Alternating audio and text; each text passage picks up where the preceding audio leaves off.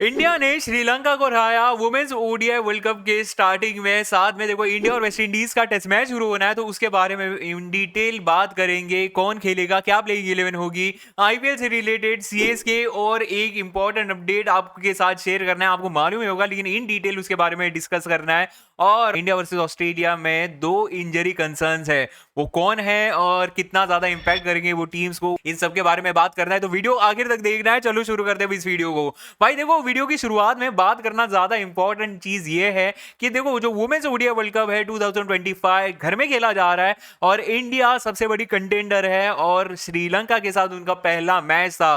वो ये tournament opener match जीतना इसलिए भी इंपॉर्टेंट था क्योंकि इसके आगे आने वाला मैच जो है, नहीं मैं पाकिस्तान मैच की बात नहीं कर रहा हूं, उसके बाद 4 मैचेस बहुत ज्यादा डिफिकल्ट होने वाले टीम इंडिया के लिए। तो वहां पे अगर हमको अच्छा करना है तो अच्छे मोमेंटम के साथ जाना है। तो यहाँ पे ये वाला मैच जीतना इंपॉर्टेंट था और ये इजी विन नहीं थी। ऐसा नहीं कि डोमिनेट करके जीत ले, हालांकि आपको स्कोर कार्ड देखकर लगेगा कि अरे ओ हो श्रीलंका को उड़ा दिया, ओ भाई साहब क्या ही टीम खेली। ऐसा बिल्कुल भी नहीं है, ग्राइंड करके जीती है टीम इंडिया, इसलिए ये बहुत कमाल की विक्ट्री है मेरे हिसाब से। अब बात इसी है, जिन लोगों ने मैच नहीं देखा, भाई आपको समझा देता हूं। देखो, स्मृति मंदाना जल्दी आउट हो गई, कुछ लोग तो शुरू होगे कि ये तो वर्ल्ड कप में चलती नहीं है, बायलैटरल क्वीन है, ये है वो है। देखो मेरी बात मानो, पूरा वर्ल्ड कप हो जाने दो, उसके बाद देखते हैं कैसा परफॉर्मेंस होता है नहीं होता। और मैं ये भी मानता हूं कि एक एक इंसान के ऊपर टीम डिपेंड नहीं होनी चाहिए, सबसे खराब चीज होती है। और ऐसे वक्त के ऊपर कभी भी टीम इंडिया अच्छा नहीं किया, कोई भी टीम अच्छा नहीं करती जब वो 1 या 2 प्लेयर्स के ऊपर डिपेंड करती है। और वही दिखाया टीम इंडिया ने आज इस वाले मैच में। इसमें ना तो स्मृति मंदाना चली, ना इस मैच में जेमी रॉड्रिग्स चली, ना ऋचा घोष चली, हरमनप्रीत कौर के भी वो बड़ा वाला रन्स नहीं आया। कौन चले? चले हमारी दीप्ति शर्मा, चली हमारी अमनजोत कौर, चली है वहां पे स्नेह राणा। इन्होंने बैटिंग में रन्स बनाए, बॉलिंग में विकेट्स भी निकाले। और स्टार्ट में प्रतिका रावल, हरलीन देओल, इन्होंने भी इंपॉर्टेंट रन्स बनाए। 37 या 38 प्रतिका रावल ने बनाए थे। हरलीन देओल अनफॉर्चुनेटली 48 के ऊपर आउट हो गई। और फिर भाई साहब वो जो 4 विकेट एक साथ गिर गए, टीम इंडिया स्ट्रगल कर रही थी वहां। और ऐसे सही में लग रहा था कि हो गया, अब 160 170 के अंदर ये निपट जाएंगे, श्रीलंका इनको हराकर अपने घर चली जाएगी। लेकिन ऐसा नहीं हुआ। वहां पे जो फाइट बैक दिया है, जिस तरह से मैच्योरिटी के साथ खेला है अमनजोत कौर, दीप्ति शर्मा ने, एक मौका 2 मौका मिला जरूर था अमनजोत कौर का, लेकिन उसके बावजूद देखो कैच ही छूट गए, उनकी गलती नहीं है, लेकिन उसका उन्होंने कितना अच्छे से इस्तेमाल किया, जैसे वो कमबैक किया, जो काउंटर अटैक किया, वो ज्यादा इंपॉर्टेंट है। अब देखो अमनजोत कौर की पारी अच्छी थी, मैं मानता हूं, लेकिन दीप्ति शर्मा की भी पारी बहुत ज्यादा वैल्यूएबल थी। 53 रन जो उसने बनाए, रन बॉल बनाए। और अगर आप देखोगे तो सिर्फ 3 बाउंड्रीज मारने के बावजूद वो ऑलमोस्ट रन बॉल खेली है। तो ये दिखाता है कि वो कितने मैच्योरिटी के साथ खेली।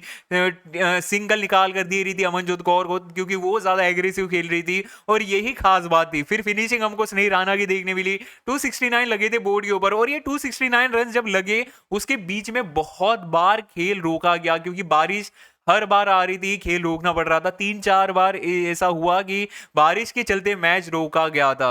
अब डीएलएस के चलते बस एक ही रन ऐड हुआ उसमें। 47 ओवर्स का ये मैच था, रेन कर्टेन मैच था। 271 का टारगेट दिया था 47 ओवर्स में श्रीलंका की टीम को। पहला विकेट जल्दी गिरा, उसके बाद पार्टनरशिप बनी चमार यादव बटू और हर्षिता समारा विक्रमा के बीच में। लेकिन लेकिन लेकिन लेकिन दीप्ति शर्मा बोली अरे मैं हूं ना, मैं निकालूंगी विकेट। उसके पीछे चमार यादव बटू इतना बड़ी थी, उसको रोका नहीं। हरमनप्रीत कौर ने उसके ऊपर भरोसा दिखाया और उसने भरोसे के ऊपर वो खरी उतरी, उसने विकेट निकाला। और फिर क्या था, फिर एक एक करके करते करते करते विकेट निकाले और इस मैच को जीते। लेकिन एक बात है, देखो यहाँ पे जो फील्डिंग एफर्ट हमको पूरी टीम इंडिया का देखने को मिला, शायद से एक ही कैच छूटा होगा, वो भी क्रांति गौड़ का था आउटफील्ड में, लेकिन उसके बावजूद फील्डिंग टॉप नॉच थी। और ये जो मैच था, अगर मान लो चमारी अतापटू और हर्षिता समारा विक्रमा को आउट नहीं करते तो ये मैच हम इतना स्कोर लगाने के बावजूद हार सकते थे, क्योंकि एक पॉइंट के ऊपर वो चल रहे थे, 6 की रन रेट के हिसाब से वो चल रहे थे और वो थे भाई टारगेट की तरफ जा रहे थे। ये मैच खींचा है हमारे स्पिनर्स ने खींचा है। मैंने बोला था हमारे स्पिनर्स यहाँ पे खींचेंगे मैच को। अब देखो बहुत लोग ये भी सोच रहे होंगे कि हमारी जो लीड पेसर है रेणुका सिंह ठाकुर, वो कैसे खेली नहीं इस मैच में। देखो मैं भी कहीं ना कहीं शौक था, लेकिन जो यहाँ पे लाइनअप खिलाई गई थी वो सामने वाली ऑपोजिशन को देखकर, पिच को देखकर बहुत सही थी। और ये मैच हम जीते हैं उस पर ऊपर से भी एक दिखता है कि वो जो कॉन्फिडेंस था प्लेयर्स के ऊपर वो लोग अच्छा किए हैं। श्रीचरणी ने बहुत कमाल की बॉलिंग की, हर्षिता समर विक्रम का उसने विकेट निकाला था।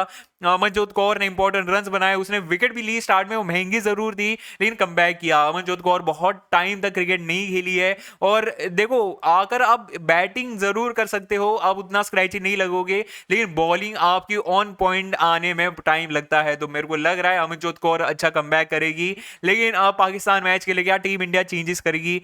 देखो जीत कर जा रहे हैं, कोलंबो में मैच होने वाला है, मेरे को लग रहा है ये 3 स्पिनर खेलने वाले हैं, सेम टीम के साथ जाएंगे, मेरे को ऐसे लग रहा है। लेकिन अभी भी अगर रेणुका सिंह ठाकुर को यहाँ पे फिट करना है तो किसको ड्रॉप करेंगे?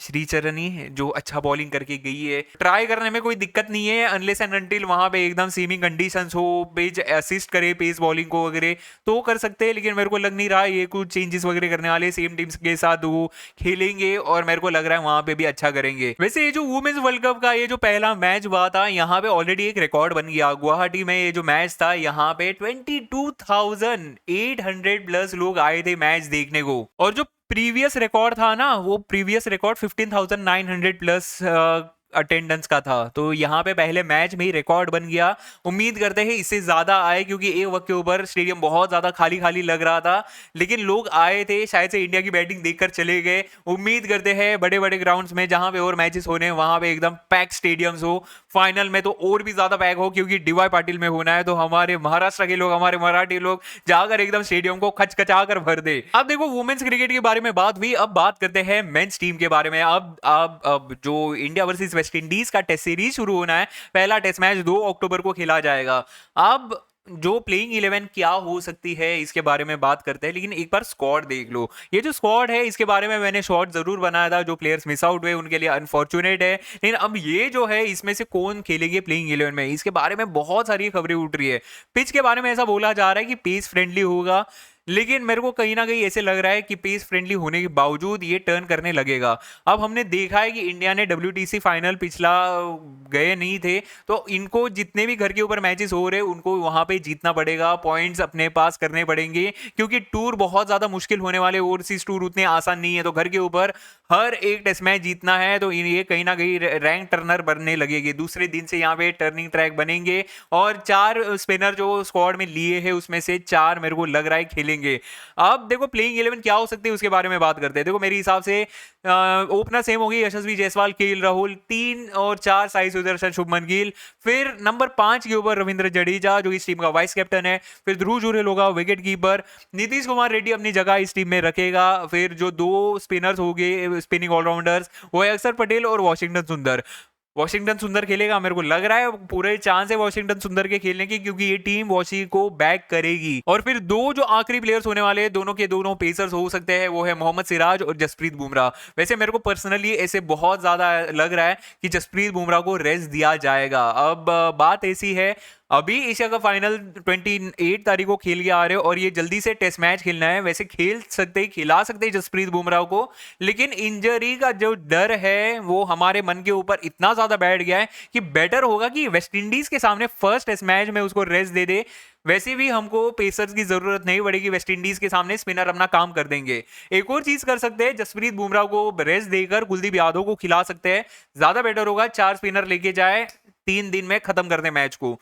वैसे भी 3 दिन में ही खत्म होना है, 3 स्पिनर खेले या 4 स्पिनर खेले, बेटर है 4 स्पिनर खिलाकर खत्म कर दो। 2 पेसर मोहम्मद सिराज, नीतीश कुमार रेड्डी बस हो गए। इवन अगर आपको कुलदीप यादव नहीं खिलाना है, आप रसिद कृष्णा को वहां पे खिला सकते हो, अच्छी बॉलिंग किया था आखिरी टेस्ट मैच में, वहां पे खिलाओ। यहाँ पे प्लीज जसप्रीत बुमराह मत खिलाओ, इंजरी का बहुत ज्यादा डर है। T20 वर्ल्ड कप 2026 का फरवरी में होना है, अगर ये इंजर्ड हो गया बहुत ज्यादा भारी पड़ सकता है हमको। अब देखो हार्दिक पांड्या को जो इंजरी हुई है, अब आते यहाँ पे आते हैं भाई, बात ऐसी है हार्दिक पांड्या इंजर्ड हो गया, फाइनल मैच खेला नहीं था वो इंजरी के चलते, जो भी उसका निकल था, लेकिन वो इंजरी की वजह से ऐसा बोला जा रहा है कि व्हाइट बॉल सीरीज को ही मिस कर देगा। बाद में रिपोर्ट ऐसे आ रहे थे कि ओडीआई सीरीज को मिस करेगा, T20 में वो रहेगा। लेकिन भाई कितना कंसर्निंग है, क्योंकि इंजरी कितनी बड़ी हो सकती है, उसका कमबैक कब होगा ये बोलना बहुत ज्यादा मुश्किल है भाई। तो मेरे हिसाब से इतना रिस्क नहीं लेना चाहिए। हार्दिक पांड्या, जसप्रीत बुमराह, वरुण चक्रवर्ती, ये हमारे 3 मेन यहाँ पे, अगर हमको T20 वर्ल्ड कप जीतना है, अच्छा करना खेलना है तो ये बहुत ज्यादा इंपॉर्टेंट हो गए। इनका वर्कलोड मैनेजमेंट अच्छे से करना पड़ेगा। वो एशिया कप में फालतू के मैचेस ओमान के, श्रीलंका का डेड रबर सबका सब खिलाया हार्दिक पांड्या को। यूई का मैच पहला था, बोल लिए खेल लो करके खिला दिए, ठीक है भाई, लेकिन ये फालतू के 2-3 मैचेस खिलाए, वहां पे बॉलिंग भी की है, बेटर होता उसको रेस्ट देते। अब जसप्रीत बुमराह का भी वही है, लेकिन हालांकि उसको वहां पे रेस्ट तो दिया गया था, लेकिन भाई हार्दिक के साथ तो वो भी चीज हुई नहीं है, तो बेटर होगा यहाँ पे होम कंडीशंस में उसको ना खिलाए और उसको रेस्ट दे दे जसप्रीत बुमराह को। आपकी इसके ऊपर क्या थॉट्स है कमेंट करके जरूर बताओ। आपके हिसाब से क्या प्लेइंग 11 होगी फर्स्ट टेस्ट मैच के लिए, ये भी कमेंट करके जरूर बताना। अब वो थोड़ा सा वापिस आते हैं टेस्ट सीरीज के ऊपर। मेरे को लग रहा है सबसे ज्यादा रन यहाँ पे यशस्वी जायसवाल बनाएगा, होम में होने वाला है और यहां पे वो फोड़ने वाला है, क्योंकि इंग्लैंड की जो सीरीज थी ना उतनी यशस्वी जायसवाल वाले लेवल की गई नहीं थी, तो मेरे को लग रहा है यहां पे उसका कमबैक होने वाला है। सबसे ज्यादा विकेट मेरे को लग रहा है वॉशिंगटन सुंदर लेके जाएगा। आपके क्या प्रेडिक्शन है, most wickets most runs, comment करके जरूर बताओ। अब बढ़ते हैं नेक्स्ट न्यूज की तरफ और वो है आईपीएल को लेकर। आईपीएल में एक नया रूल आया है कि अंडर 16 और अंडर 19 के जो प्लेयर्स हैं उनके लिए स्पेशली बात ऐसी है कि ये जो प्लेयर्स होंगे अंडर 16 और अंडर 19 वाले, इनको एटलीस्ट एक फर्स्ट क्लास मैच खेलना पड़ेगा। एक की बात की गई है, तभी वो एलिजिबल हो गए आईपीएल खेलने के लिए। लेकिन कहीं ना कहीं मेरे को ऐसे लगता है कि ये जो रूल है ना कुछ ज्यादा ही हार्श है। मान लो कोई एक ऐसा बंदा है जो लोकल के T20 लीग्स खेल रहा है और उसको स्पॉट कर लिया, जो भी होते हैं टीम्स वाले उन्होंने स्पॉट कर लिया, और वो डोमेस्टिक टीम के लिए नहीं खेलता फर्स्ट क्लास मैचेस, दूर दूर की बात है वो नहीं खेलता। आप क्या करोगे, आप डोमेस्टिक टीम को फोर्स करोगे कि इसको एक फर्स्ट क्लास मैच खिलाओ और उसके बाद फिर हम उसको ऑक्शन में लेंगे और हमारी टीम के लिए खेलेगा? भाई सेंस नहीं बना था, सच बता रहा हूं। ऐसे कर सकते थे कि आप उसको ले लो ऑक्शन में, वो आईपीएल खेलेगा, एक सीजन खेलेगा, उसके बाद उसको मैंडेटरी कर दो कि एटलीस्ट एक फर्स्ट क्लास मैच खेलना है। भाई टैलेंट कहां से मिलेगा?